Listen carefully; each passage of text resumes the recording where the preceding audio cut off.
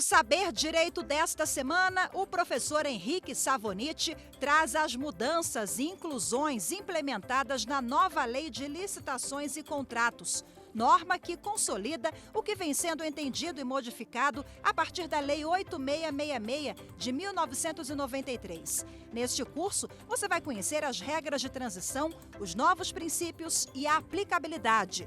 Não perca!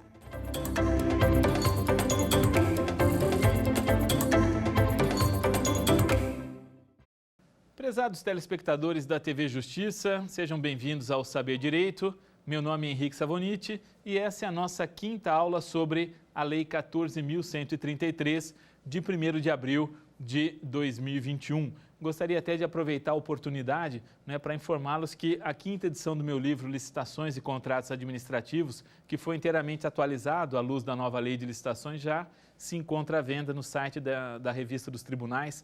É um material muito bacana que eu fiz com um profundo embasamento teórico, aliado à jurisprudência dos principais tribunais. Tem referência a mais de 500 julgados sobre o tema e mais de 72 videoaulas também comentando os principais pontos do livro. Eu acho que ficou bem legal. Vamos falar de contratos administrativos hoje, então. Nas 4 aulas anteriores, na primeira aula nós falamos das principais novidades introduzidas pela Lei 14.133, falamos um pouco dos novos princípios que foram introduzidos. Na segunda aula, tratamos do planejamento das contratações, ali a partir do artigo 18 da nova lei, ela dá uma ênfase muito grande ao planejamento, matriz de alocação de riscos, orçamentos, estudos técnicos preliminares. Na terceira aula, falamos das modalidades, com ênfase, então, ao diálogo competitivo, a nova modalidade introduzida pela nova Lei de Licitações, e os procedimentos auxiliares, registro de preços, pré-qualificação, procedimento de manifestação de interesse, registro cadastral. Na aula passada, nós tratamos da chamada fase externa da licitação. Vimos todos os aspectos, então, que contemplam desde a divulgação dos editais até a homologação do certame licitatório. E nessa quinta aula, nós separamos alguns tópicos importantes para tratarmos do estudo dos contratos administrativos.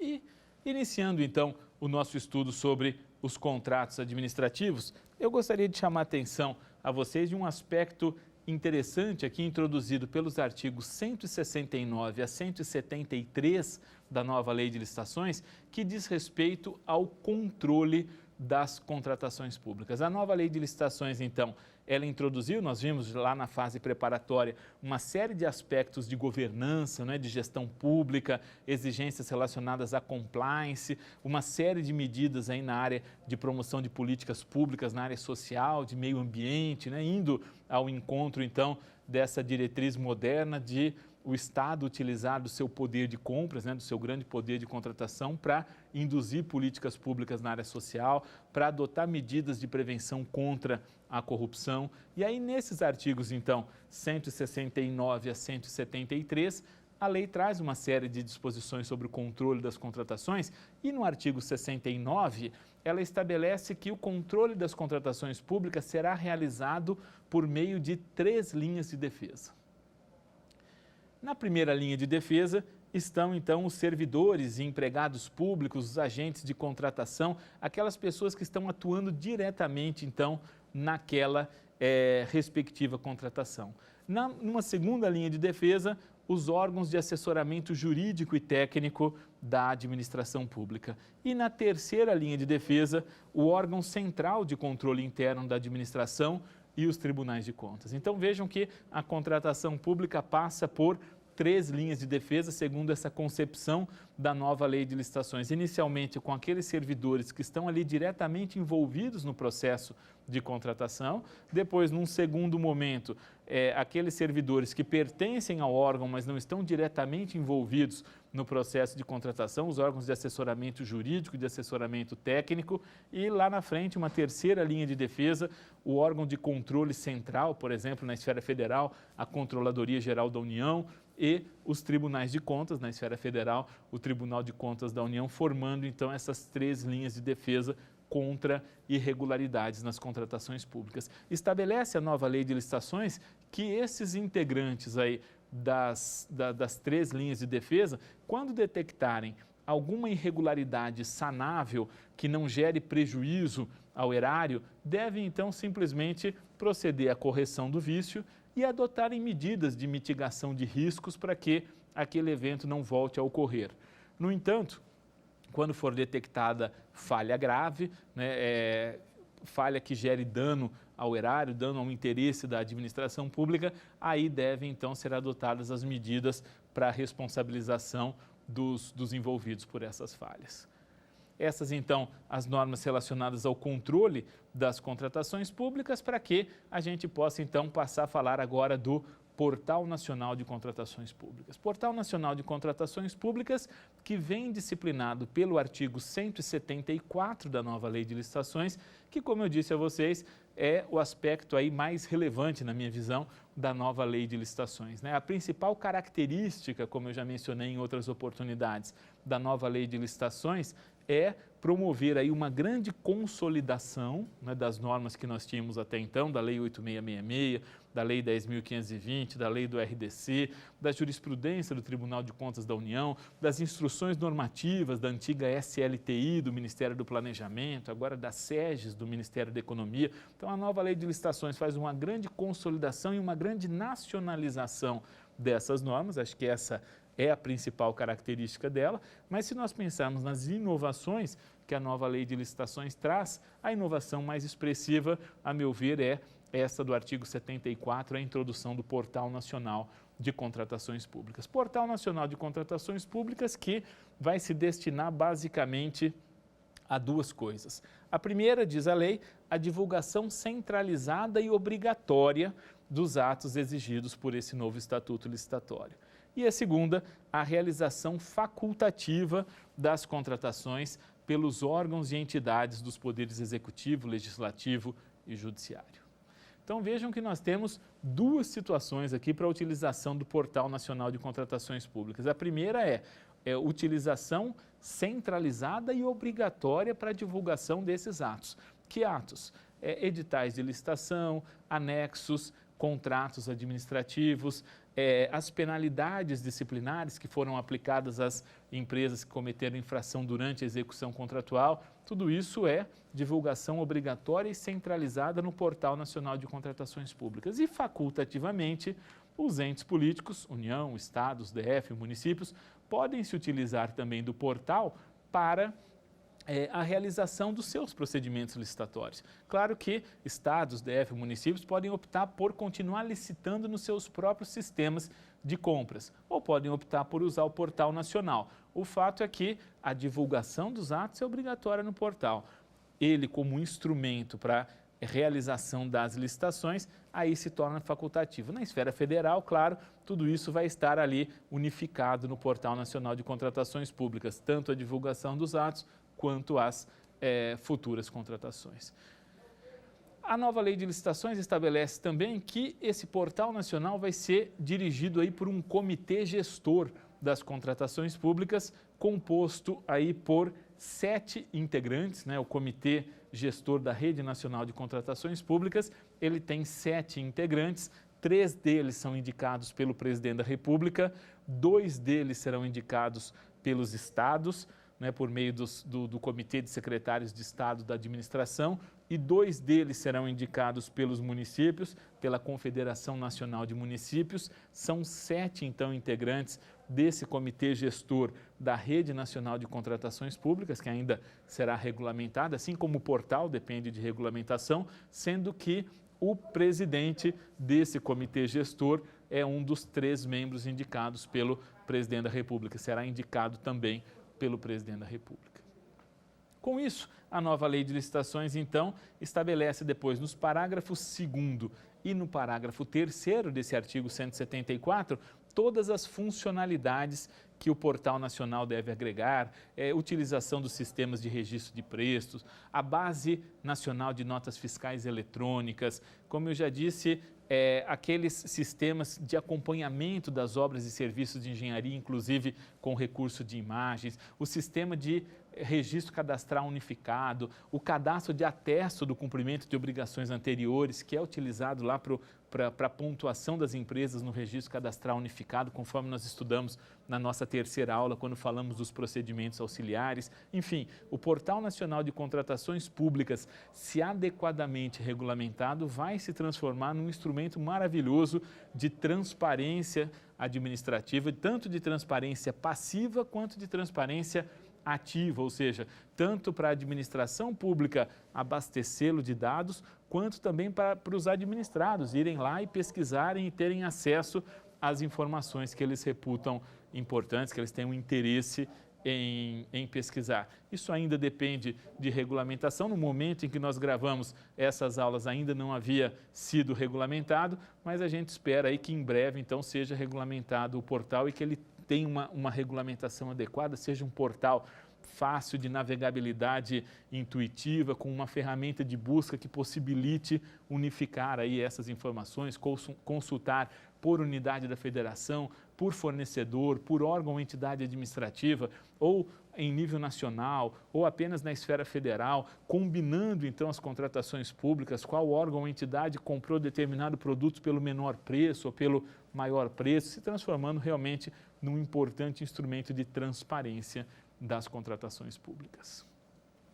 Um outro ponto importante relacionado aos contratos administrativos na nova lei de licitações é o disposto nos artigos 105 e seguintes, do 105 ali até o 111 da Lei 14.133, que trata da duração dos contratos administrativos. Veja que a nova lei de licitações segue uma sistemática bastante diferente e bem mais flexível do que estava previsto lá no artigo 57 da norma em processo de revogação, da Lei 8666.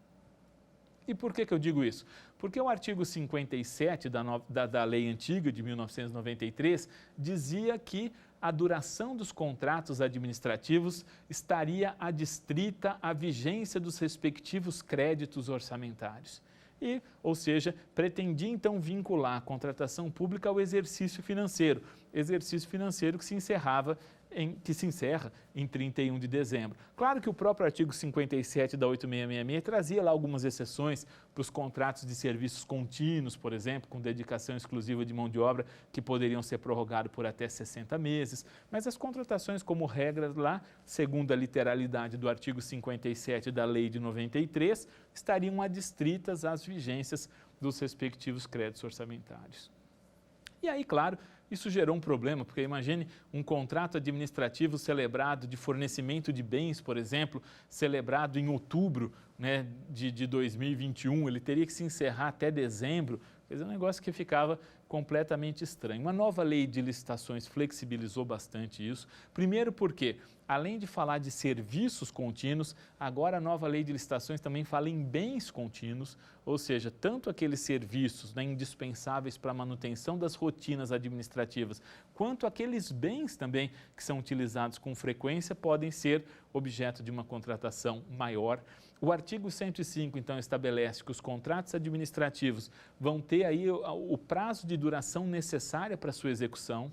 Então, não estabelece um prazo máximo de duração. Mais do que isso, vai além. Lá no artigo 111 estabelece que aqueles contratos, que aqueles serviços ou bens contratados por escopo, né, o que é o contrato que a lei chama de contratado por escopo? É aquele que tem um objeto definitivo, como, por exemplo, a realização de uma obra, né, serão prorrogados caso não sejam concluídos dentro do prazo ao tempo necessário para sua conclusão. Eu não gosto muito dessa terminologia, né, de bens e serviços contratados por escopo, porque todo contrato tem um escopo, né, que é um objetivo, uma finalidade. Ou também fala em contratos instantâneos, também não gosto, porque o contrato não se executa instantaneamente, em um momento, em um segundo, mas às vezes leva dias, até meses. Eu prefiro chamar de bens ou serviços eventuais, né, que não são aqueles serviços contínuos que fazem parte da rotina administrativa, que estarão sempre lá, termina um contrato, começa outro. Prefiro chamá-los de bens ou serviços eventuais,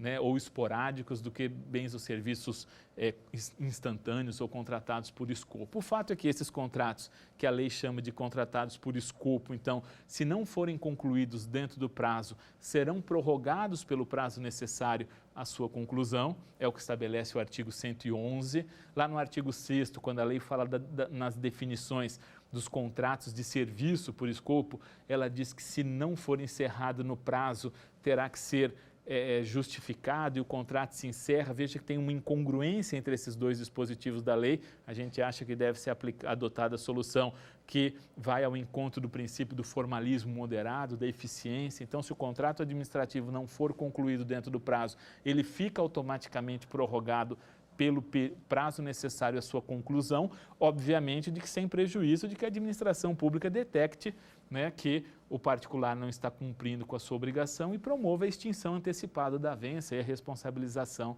do contratado.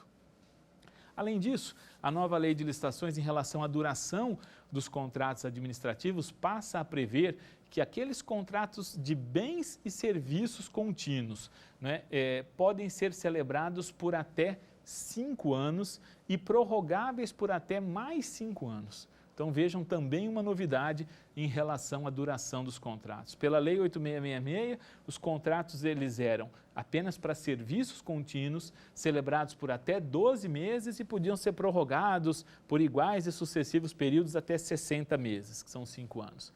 Agora a nova lei de licitações já diz de cara que eles podem ser celebrados por até 5 anos e podem ser prorrogados por mais 5 anos. Portanto, a partir de uma licitação você pode ter aí 10 anos de contratos aí para bens e serviços contínuos. Diz a nova lei de licitações que anualmente deve ser avaliada aí se a contratação permanece vantajosa, né, e que no mês de aniversário da contratação, se não tiver disponibilidade orçamentária ou se a administração não entender que a contratação permanece vantajosa, é possível a extinção dos contratos. Então, ainda que ela celebre um contrato desse por 5 anos, todo ano ela vai avaliar se tem disponibilidade orçamentária e se tem interesse em manter a contratação. Às vezes o preço ficou desatualizado, ficou muito mais caro, ela pode inclusive negociar com a contratada para diminuir o preço. Então vejam quantas novidades aí nessa parte de contratos, como a nova lei flexibiliza bastante essa questão da duração e essa possibilidade de negociar para baixar o preço, para manter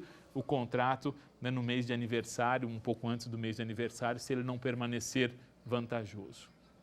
Também, em relação à duração dos contratos, a nova lei de licitações estabelece que aqueles contratos que envolvam aí inovação e incentivo à pesquisa científica e tecnológica, segurança nacional, produtos estratégicos para o SUS, podem ser celebrados por até 10 anos, e os contratos que envolvam aí sistemas estruturantes na área de tecnologia da informação podem ser celebrados por até 15 anos. Então, nós temos aí uma série de novidades em relação à duração dos contratos administrativos, artigo 105 e seguintes, se nós compararmos com o que estava prescrito no artigo, se eu não me engano, 68 da Lei 8666 de 93. Um outro aspecto importante diz respeito à fiscalização e acompanhamento dos contratos administrativos. A Lei 8666 de 93, lá no artigo 67, estabelecia que o contrato administrativo deveria ser acompanhado e fiscalizado por um representante da administração, admitida a contratação de terceiros para subsidiá-lo ou auxiliá-lo no desempenho das suas atribuições. Ao longo do tempo, se percebeu que a designação aí de um representante para fiscalizar os contratos administrativos, para acompanhar e fiscalizar os contratos, em muitas situações acabaria se tornando inviável, em razão da complexidade que muitas contratações assumem nos dias atuais. A nova lei de licitações, então, no artigo 117, dá uma sistemática diferente para essa questão da fiscalização e passa a prever, então, que o contrato administrativo vai ser acompanhado por um ou mais representantes da administração, admitido também a contratação de terceiros para subsidiá-lo com informações, auxiliá-lo durante a execução do contrato. Isso tudo vai depender de regulamento. Muitos órgãos ou entidades da administração já têm, né, os regulamentos que disciplinam o processo de fiscalização. Na área de tecnologia da informação, por exemplo, né, a IN número 1 de 2019, ela já fala em um gestor do contrato e 3 fiscais para o contrato. O fiscal da área requisitante, que é quem demanda a solução de tecnologia da informação, o fiscal da área técnica, que é o fiscal da área de TI, e um fiscal da área administrativa. Então, em muitas contratações, nós vamos, na prática, aí, trabalhar com uma comissão de fiscalização. A nova lei de licitações passa também a fazer referência expressa no artigo 117 à designação dos substitutos desses fiscais do contrato e também estabelece a responsabilidade solidária entre eles, claro, na medida da responsabilização de cada um, né? Isso, aliás, é uma tônica da nova lei de licitações. Cada servidor público, cada agente público, aliás, conforme a própria lei de introdução às normas do direito brasileiro estabelece, cada agente público tem que ser responsabilizado se tiver culpa e na medida da sua culpabilidade. O artigo 117 trata do fiscal e da comissão de fiscalização, o artigo 118 trata do preposto. O preposto é aquele representante, então, da contratada que vai estar disponível ali para ser o interlocutor da empresa perante a administração. A fiscalização, então, do contrato se materializa, de um lado, pelo gestor e pelos fiscais do contrato, sob a perspectiva da administração pública, e de outro, pelo preposto, que é o representante da contratada, são os interlocutores nesta contratação administrativa. Cabe a esses agentes públicos responsáveis pela fiscalização, nos termos prescritos pelos parágrafos 1º e 2º do artigo 17, anotar em registro próprio todas as ocorrências relacionadas à execução contratual, assim como já prescrevia a Lei 8666 lá no artigo 67. De fato, né, o registro de todas as ocorrências aí relevantes que ocorrem durante o período de execução contratual é muito importante, seja porque pode ser utilizado para fins de responsabilização da contratada, se o contrato administrativo não estiver sendo executado da forma correta, seja também para que a administração pública possa se apropriar dessa informação. Né? Muitas vezes, quando nós ministramos aí treinamentos em órgãos públicos, né, sobre elaboração de projetos básicos e termos de referência, por exemplo, muitas vezes os servidores nos questionam, falam, professor, me dá um modelo bom de projeto básico, um modelo bom de termo de referência, porque nós precisamos divulgar uma licitação para contratar um determinado objeto. E eu sempre digo a eles, olha, o melhor modelo de projeto básico que existe, o melhor modelo de termo de referência que existe, é aquele que vocês mesmos têm guardados aí com vocês. Porque o ideal é que a administração pública, a cada nova licitação, com base nessa experiência que ela adquire durante a gestão e fiscalização dos contratos, vá se apropriando dessas informações, né? Vai percebendo, então, aquilo que deu problema nesse contrato. Opa, então, preciso elaborar um projeto básico para uma nova contratação.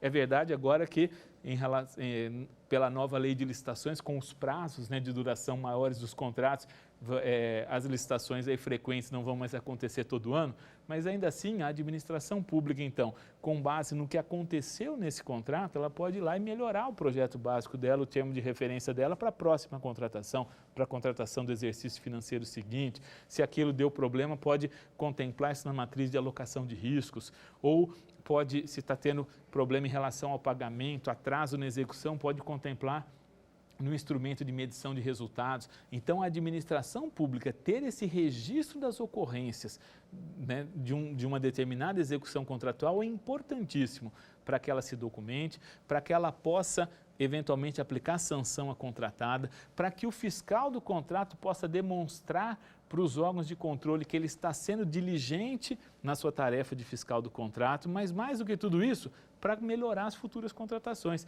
para, com base naquilo que a gente está vendo aqui, que costuma dar problema, melhorar o projeto básico, o termo de referência, passar a incluir aquela contingência na matriz de riscos ou passar a prever aquilo no instrumento de medição de resultados. Por isso é importantíssimo que a administração pública se aproprie do histórico de cada contratação e que leve isso realmente em consideração para a celebração das contratações futuras.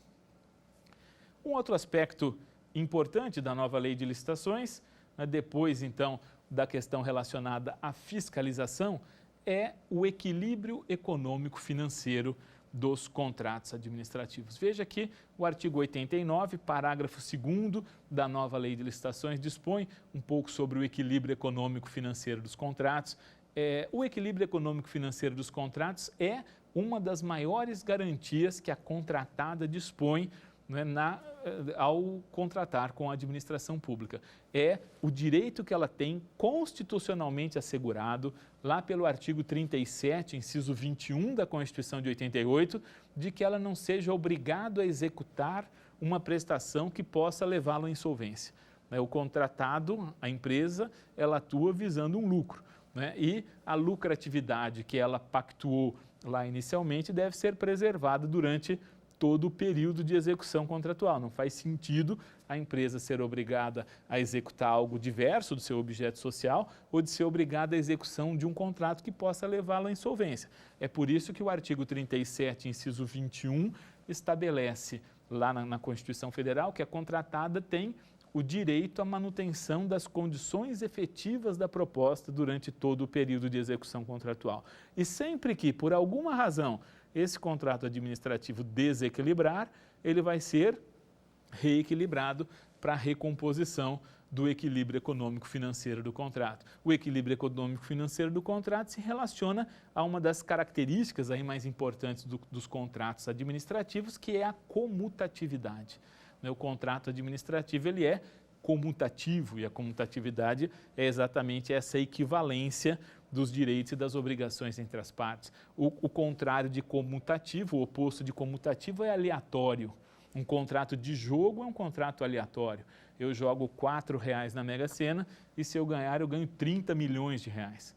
Compensação, há um risco muito grande de eu ficar sem os meus R$4. E é exatamente em razão do risco inerente a esse negócio que há essa absoluta desproporção entre os direitos e as obrigações das partes. São R$4 em troca de 20 milhões, mas com uma chance muito grande de perder os R$4. O contrato administrativo não é aleatório, ele é comutativo, o que significa dizer que as partes têm o direito à manutenção do equilíbrio econômico-financeiro inicialmente pactuado. E aí, para a recomposição, então, desse equilíbrio econômico-financeiro do contrato, a nova Lei de Licitações prevê 3 institutos: o reajuste, a repactuação e a revisão. O primeiro desses institutos é o reajuste. E a finalidade do reajuste é exatamente recompor o poder aquisitivo da moeda.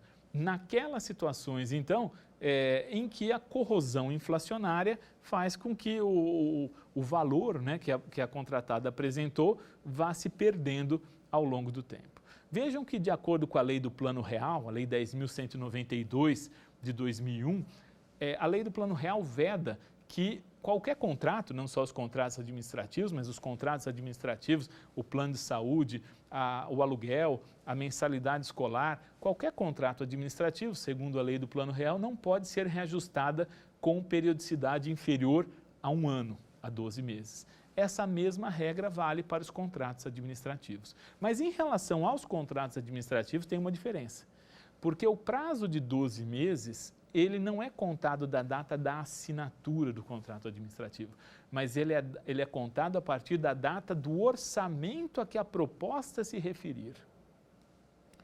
Vejam que antes, então, da nova Lei de Licitações, a Lei 8666 dizia que o contrato seria reajustado lá no artigo 40 da Lei 8666 a partir da data da apresentação da proposta. A nova Lei de Licitações vai além, ela diz não, o reajuste não é a partir da data da apresentação da proposta, mas é da data do orçamento a que a proposta se referir, ou seja, um pouco antes ainda da apresentação das propostas. Por quê?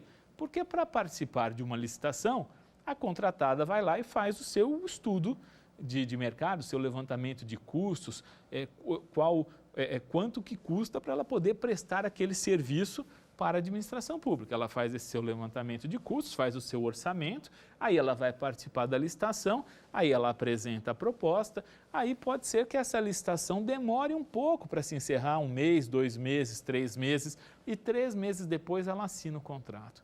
Veja que quando ela assina esse contrato administrativo 3 meses depois lá do orçamento, da apresentação da proposta, a inflação já está corroendo o poder aquisitivo da moeda dela. Se eu fosse reajustar esse contrato 12 meses após a assinatura, no fundo esse contrato seria reajustado, sei lá, 15 meses após o momento em que ela fez a sua pesquisa para poder participar da licitação. Por isso que a nova lei de licitações estabelece, então, que o período de reajuste de 12 meses é da data do orçamento a que a proposta se referir. E é obrigatório, hein? De acordo com a Lei 8666, não era obrigatória a previsão de uma cláusula de reajuste. Agora passa a ser obrigatória a previsão de uma cláusula de reajuste. Ainda que nos chamados contratos de execução instantânea, sim. Porque se o contrato não for concluído dentro do prazo de 12 meses da proposta, aplicar-se-á esse índice de reajuste, que é um índice, então, pré-definido exatamente para compensar a corrosão inflacionária. Uma outra forma de recomposição do equilíbrio econômico-financeiro dos contratos é a repactuação. Repactuação que vem disciplinada lá no artigo 135 da nova lei de licitações. Repactuação é uma espécie de reajuste. Por isso que quando a gente fala daquele primeiro reajuste, normalmente a gente chama de reajuste em sentido estrito.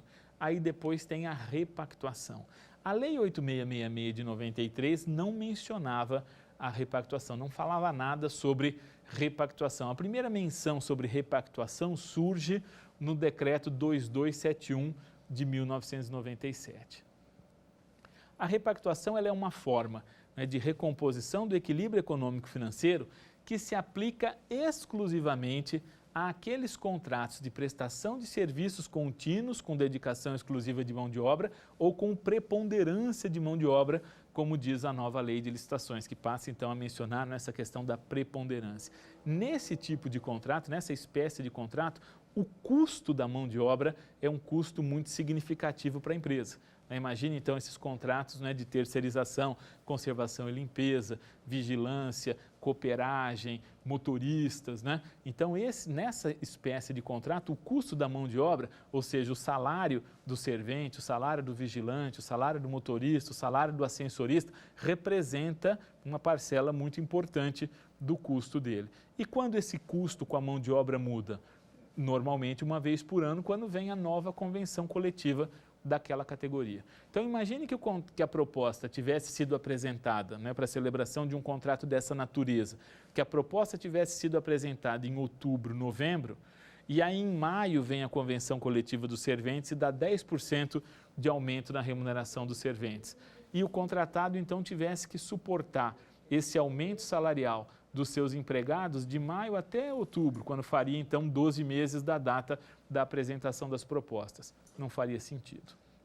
Então é por isso que o decreto 2271 de 1997 passou a prever a repactuação como uma espécie de reajuste aplicável exclusivamente a esses contratos de prestação de serviços continuados com dedicação exclusiva de mão de obra. E vejam que a Lei 8666 de 93 não fazia referência a essa espécie de contratação exatamente porque em 93 praticamente não existia a terceirização. A terceirização, embora o Decreto-Lei 200 de 1967 já se referisse a ela, a terceirização ela é implementada com mais força na administração federal a partir de 1995, de 1997. Em 1995 veio o plano diretor da reforma do aparelho do Estado, que estabeleceu então aqueles 4 núcleos estratégicos do Estado. Aí em 97 veio a lei que extinguiu aí 105 mil cargos na administração pública e a partir daí então começa efetivamente o processo de terceirização na administração federal.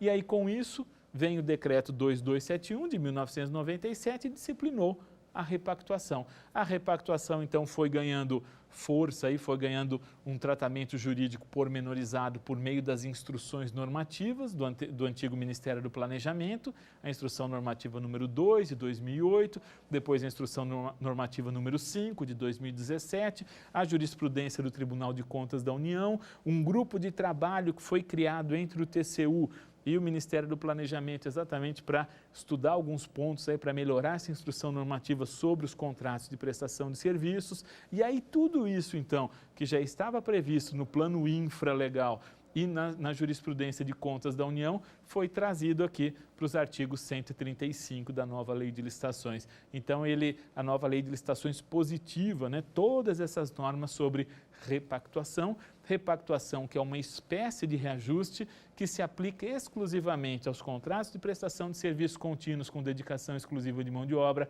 A repactuação, o direito à repactuação é uma vez por ano, mas pode ser realizada em momentos distintos para contemplar o custo dos insumos, porque muitos desses contratos administrativos têm o fornecimento de materiais juntos, por exemplo, um contrato de conservação e limpeza pode contemplar o fornecimento de sabonete líquido, papel toalha, papel higiênico, desinfetantes. Então, nesses casos, a repactuação ela pode ser em momentos diferentes, 12 meses da apresentação da proposta para o custo dos insumos e depois 12 meses da última convenção coletiva de cada uma das categorias profissionais envolvidas na execução desse contrato, porque é possível também que em um mesmo contrato você tenha várias categorias com datas bases em períodos diferentes.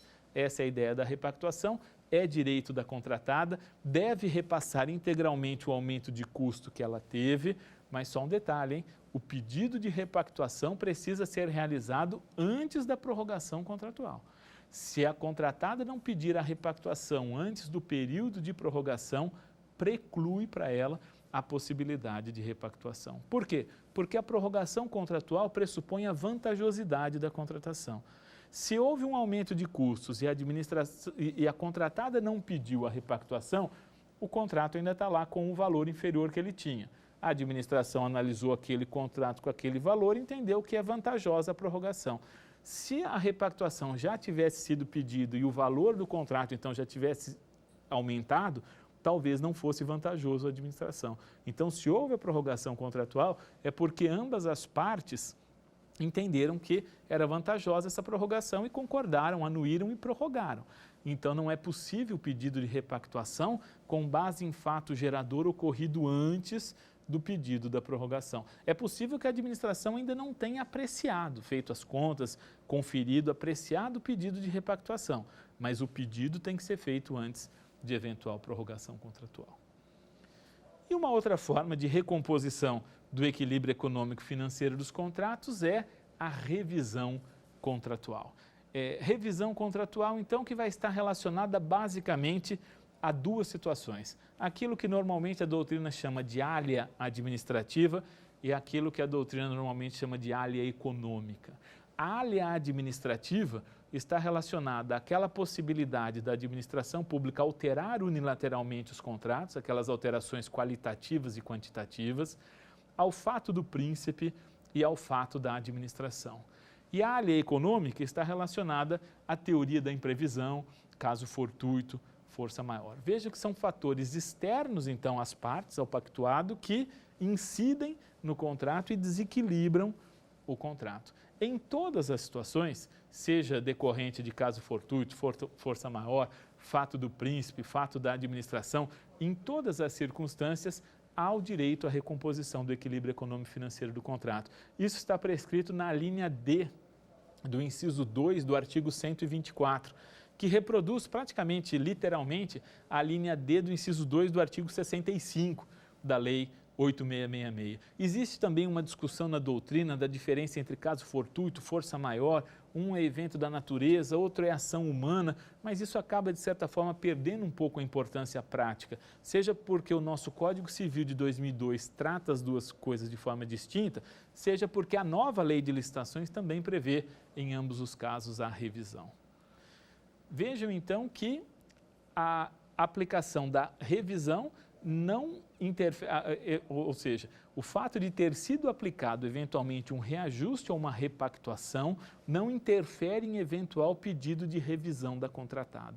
Por que isso? Porque o reajuste e a repactuação estão relacionadas a eventos ali, de certa forma, ordinários, previsíveis, né? Olha, o reajuste é a corrosão inflacionária, a repactuação, o aumento do custo porque houve uma data base, a convenção coletiva daquela categoria, é algo, de certa forma, ordinário à contratação pública. Já a revisão não, está relacionada a esses fatores externos, absolutamente imprevisíveis ou previsíveis, mas de consequências incalculáveis que desequilibram o contrato, como, por exemplo, enchentes, desastres naturais, desabamentos, pandemia de coronavírus, desequilíbrio cambial, aumento então do dólar, isso justifica a revisão dos contratos administrativos. A pandemia de coronavírus, por exemplo, é a situação de caso fortuito, né, que justifica o reequilíbrio econômico-financeiro do contrato. Algumas pessoas até tratavam a pandemia de coronavírus como fato do príncipe, que são aquelas medidas do poder público, geral e abstratas,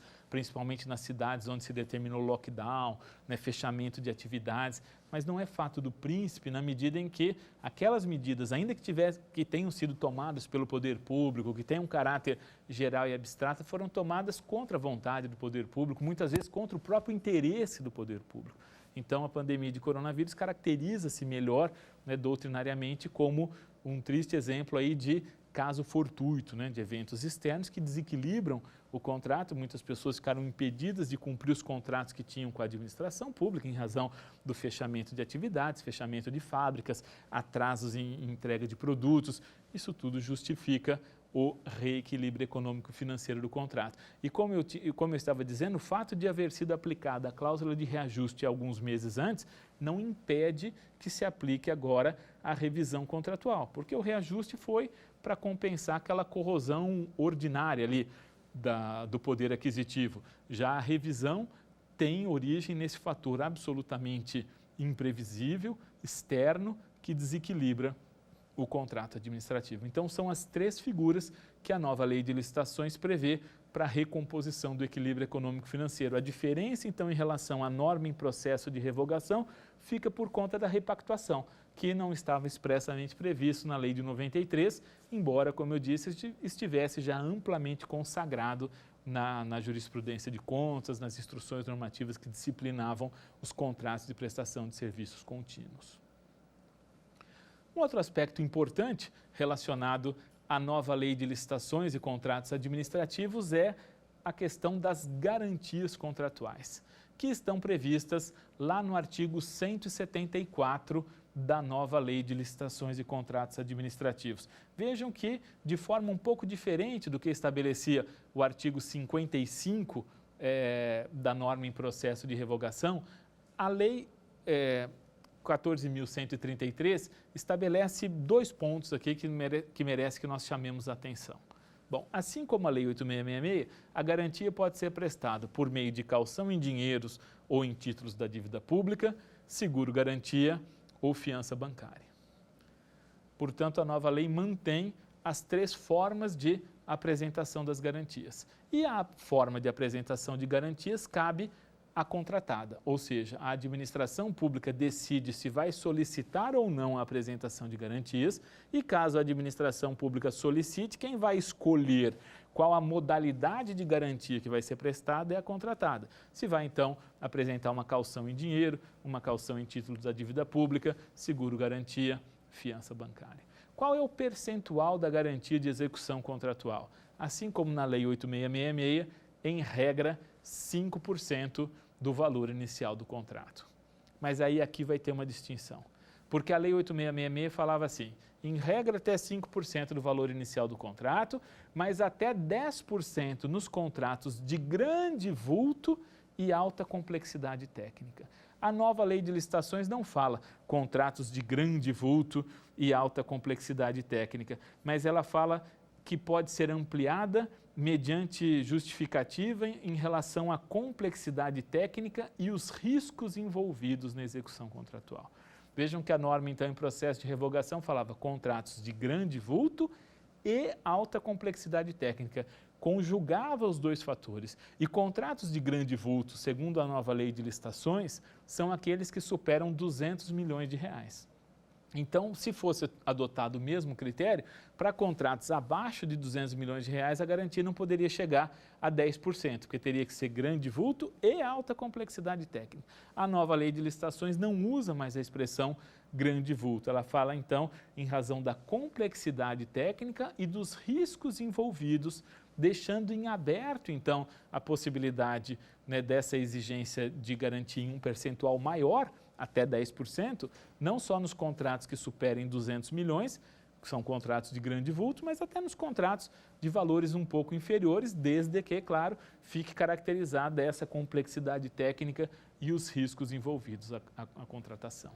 E uma outra novidade da nova lei de licitações foi a inclusão de uma cláusula prevendo, de um dispositivo prevendo para as contratações de obras e serviços de engenharia, né, de grande vulto, a possibilidade de se estabelecer a exigência de seguro-garantia no valor de até 30% do contrato administrativo celebrado. Então vejam que é uma diferença em relação à norma em processo de revogação, uma diferença em relação ao RDC, a Lei 8666 falava até 5% ou até 10% naqueles casos. O RDC falava em exigência de seguros e garantias compatíveis com as do setor privado e o RDC não fixava o percentual. A nova Lei de Licitações, nos artigos 99 e 102, passa então a prever para os contratos de obras e serviços de engenharia de grande vulto, e grande vulto são aqueles, como eu disse, acima de 200 milhões de reais, a possibilidade então de exigência de um seguro-garantia, e aí veja então que nesse caso a contratada, que normalmente pode escolher a modalidade de garantia que ela não vai poder escolher, né? Então nesses contratos então de obras e serviços de engenharia de grande vulto, a administração pública pode exigir um seguro-garantia, a contratada não vai poder escolher a modalidade, de até 30% do valor estimado do contrato, incluindo a possibilidade de uma cláusula de retomada, chamada step-in, que significa então que a seguradora pode ser obrigada, né, será obrigada ou a pagar os 30% ou a terminar a execução contratual. Nessas situações, então, a seguradora vai assinar o contrato junto com a contratada, a seguradora, como intervente anuente, a seguradora vai assinar todos os termos aditivos, a seguradora vai ter livre acesso, então, ao acompanhamento e à fiscalização da obra, aos documentos de fiscalização, exatamente, então, para que ela possa, né, depois ser responsabilizada no caso de inadimplemento do cliente dela, ou seja, no inadimplemento das obrigações contratuais assumidas pela contratada. A contratada, então, nessa hipótese de inadimplemento, se responsabiliza pelo término da obra, até o percentual de 30%, ou, caso ela opte por não concluir a obra, pagar à administração pública, então, o valor de 30% do contratado.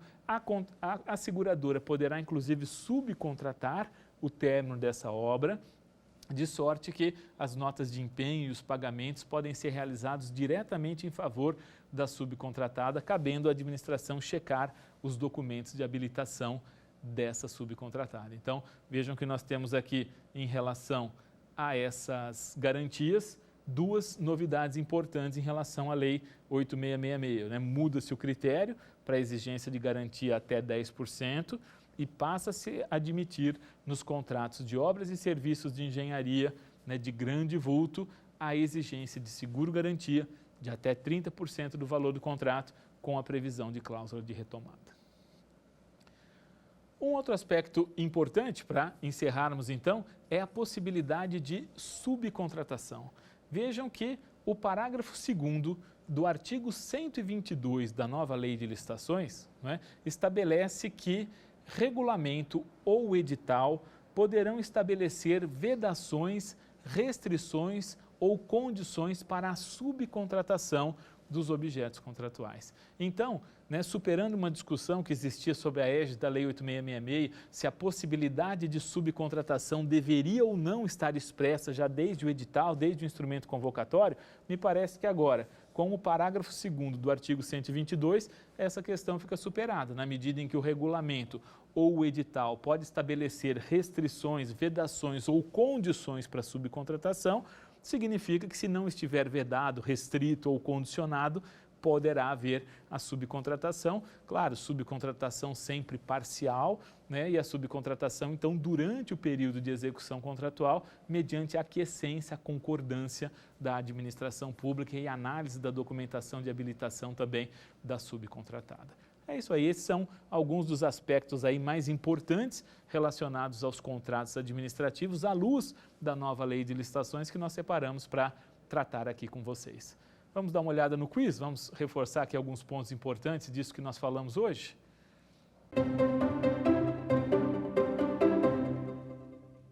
No primeiro quiz, nós escrevemos: a nova lei de licitações e contratos administrativos porta grandes inovações em relação à duração dos contratos administrativos.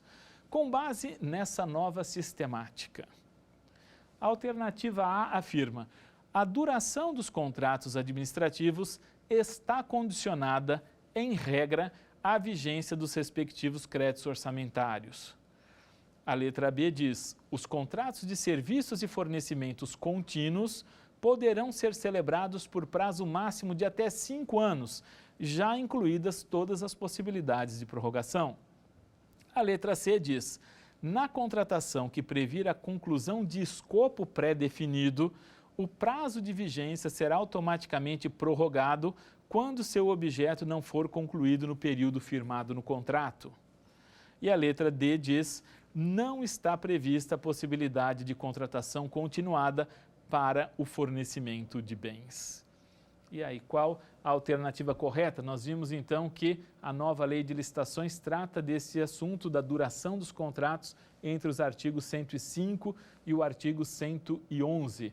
Já sabem qual a alternativa correta que devemos marcar aqui? Vamos ver? A alternativa correta é a letra C, né? Naquela chamada então contratação por escopo, né? O artigo 111 da nova lei de licitações prevê que o prazo de vigência será automaticamente prorrogado quando seu objeto não for concluído no período firmado no contrato. Como eu mencionei a vocês também, há uma certa incongruência com o que está lá no artigo 6º, quando ele define serviços contratados por escopo, que ele diz que se não for contratado dentro do prazo, deverá haver apuração de responsabilidades e tal, mas o entendimento aqui que deve ser seguido é esse: vai ao encontro do princípio do formalismo moderado, vai ao encontro do princípio da eficiência, né? Se não for terminado dentro do prazo, ele fica automaticamente prorrogado, claro, sem prejuízo da administração, eventualmente, então, rescindi-lo por culpa da contratada, caso esteja havendo um inadimplemento contratual atribuível ao particular. A letra A está errada porque essa questão de restringir a duração dos contratos administrativos à vigência dos respectivos créditos orçamentários era a sistemática do artigo 57 da Lei 8666, que a gente não adota mais. No caso de contrato de serviços e fornecimentos contínuos, nós vimos, eles podem ser celebrados por até 5 anos, prorrogáveis por mais 5 anos, e não até 5 anos já incluídas todas as possibilidades. Não, está errado. Também a letra D está errada porque a nova lei de licitações passou a prever contratações contínuas para bens e serviços e não apenas para serviços. A nova lei de licitações ainda estabelece também que naqueles contratos de prestação de serviços públicos em regime de monopólio, como por exemplo energia elétrica, a contratação pode ser por prazo indeterminado. Nos sistemas estruturantes na área de TI pode ser celebrado contrato por até 15 anos. Naquelas contratações que envolvam segurança nacional, transferência de tecnologia, serviço estratégico para o SUS por até 10 anos, flexibilizando bastante, então, como eu disse, a questão da duração dos contratos em relação à Lei 8666 de 93. Vamos para o próximo quiz?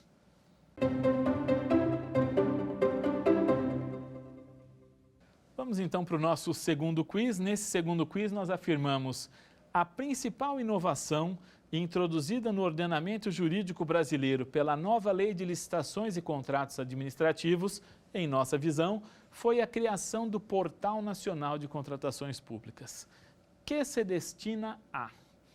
A alternativa A diz: divulgação centralizada e obrigatória dos atos exigidos pelo novo Estatuto Licitatório.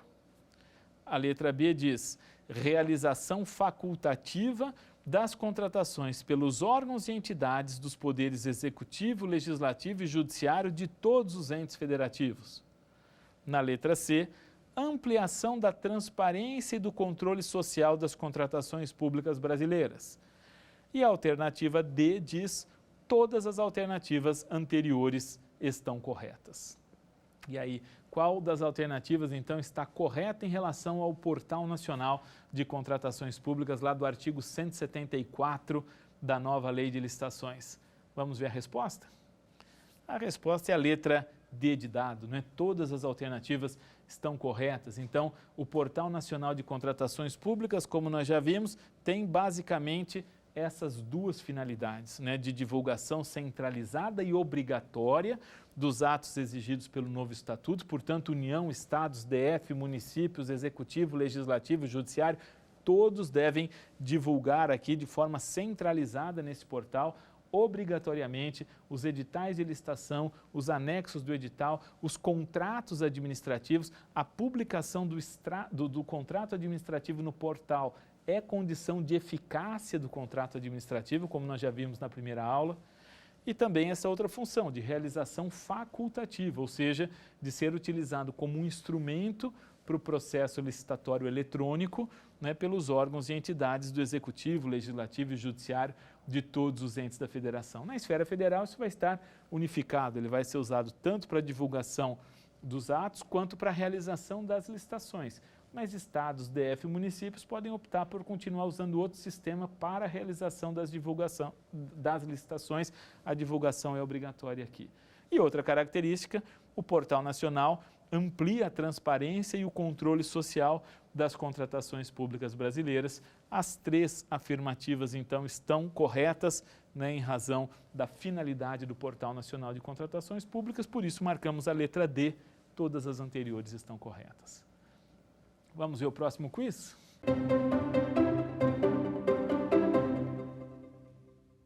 Nesse terceiro e último quiz, tratamos do Instituto da Repactuação. Vejam, a repactuação como forma de manutenção do equilíbrio econômico-financeiro do contrato poderá ser utilizada nas contratações relativas a...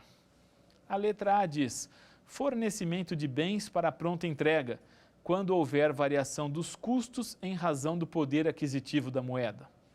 Na letra D, nós afirmamos obras e serviços de engenharia, nas hipóteses de paralisação em decorrência de caso fortuito ou força maior. Na letra C, serviços contínuos, quando houver regime de dedicação exclusiva ou predominância de mão de obra. E na letra D, nenhuma das alternativas anteriores. E aí, qual das alternativas, então, está correta em relação à repactuação? Vamos ver?